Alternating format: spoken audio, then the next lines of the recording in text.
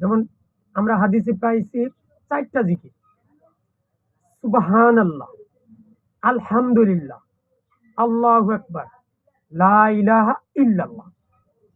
এটা হাদিসে সুন্দরভাবে বলা আছে। আল্লাহ রাসূল আমাদেরকে শিখিয়েছেন। এজন্য বলছেন, হাদিসে আবার আসছে যে রাসূল সাল্লাল্লাহু আলাইহি ওয়াসাল্লাম যা বলে করার জন্য তা তোমরা করো। যা করতে নিষেধ করেছেন সেটা কইরো না। এখন রাসূল সাল্লাল্লাহু আলাইহি ওয়াসাল্লামের জিন্দেগিতে বা সাহাবায়ে কেরাম কখনো ইল্লাল্লাহ এইভাবে জিকির করেন নাই।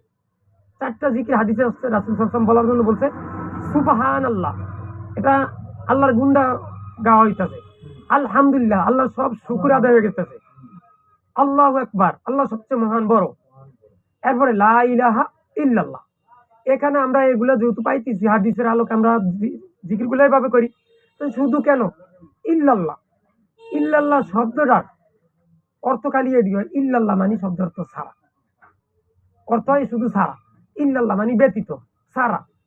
কিন্তু যখন আমি বলবো লা ইলাহা ইল্লাল্লাহ, আল্লাহ ছাড়া কোনো সত্য ইলাহ নাই বা অন্য কোনো মাবুদ নাই, অথবা অন্য কোনো আল্লাহ নেই, আল্লাহ ছাড়া সত্যিকারে কোনো আল্লাহ নেই।